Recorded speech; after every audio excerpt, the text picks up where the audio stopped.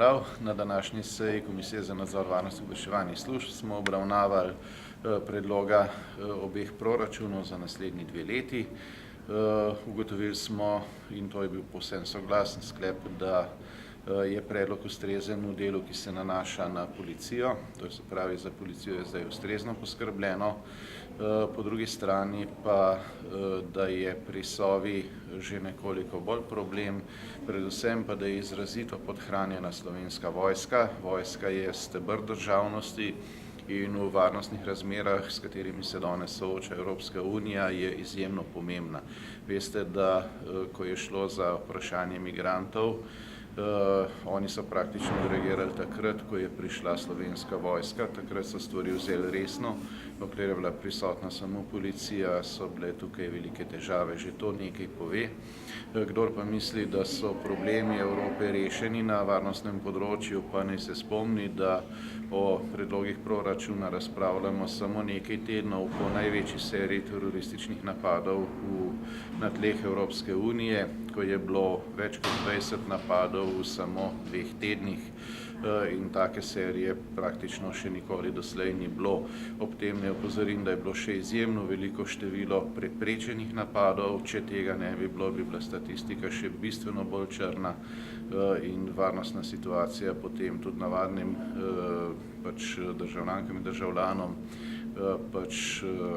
jasna še nam pravzaprav veliko bolj realen način. Situacija je taka, da se Evropa sooča s varnostnimi izzivi in seveda z Evropo tudi Slovenija, s tako velikimi, kot se Slovenija od svoje osamosvojitve naprej še ni, in ti izzivi nikakor niso končani, ravno nasprotno.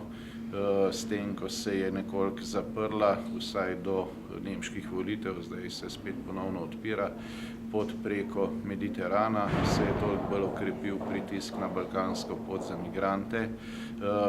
Razpad ISIS-a na območju Sirije in pa Iraka pa seveda pomeni, da se vsi ti teroristi vračajo domov.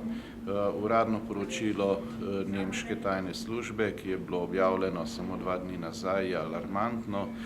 Njihova uradna ocena je, da se je število nevarnih, se pravi potencialnih teroristov na območju Republike Nemčije povečalo v samo letu dni za 64%.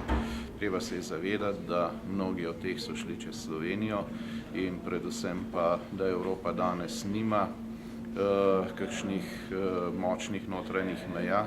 Žal jih Slovenija dobiva navzven, to je rezultat napačne vladne politike v minulih 2 letih in se še danes to odraža, ko potujemo recimo proti Avstriji, to lahko vsak sam občuti, proti Sloveniji pa meje niso ustrezno zaščitene, kljub temu, da vedno znova opozarjamo na ta problem. Tudi danes je bilo seveda izpostavljeno vprašanje, zakaj se znižujejo sredstva pri policiji, ko gre za vprašanje zaščite meje in pa za ravnanje z migranti.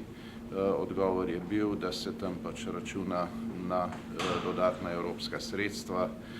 Treba je pa vedeti, da seveda to ne pomeni, da nam nekdo drug plačuje naše račune, ampak tudi v Evropo mi plačujemo kot Slovenija in potem preko Evrope dobimo ta denar nazaj. To se pravi, treba je vedeti, da vsa ta zgodba zelo veliko stane, ampak varnost je tista vrednota in dobrina, ki nima cene, kajti je osnova za vse drugo. Vse drugo izgubi svoj smisel, če ni varnosti, in zato mora varnost ves čas ostati osrednji element naše skrbi in tega se mora zavedati slovenska vlada, ko gre za sestavljanje proračuna. Kot rečeno, drugje je zdaj po naši oceni situacija zadovoljiva, neustrezno pa je prešibak steber državnosti, to pa je Slovenska vojska.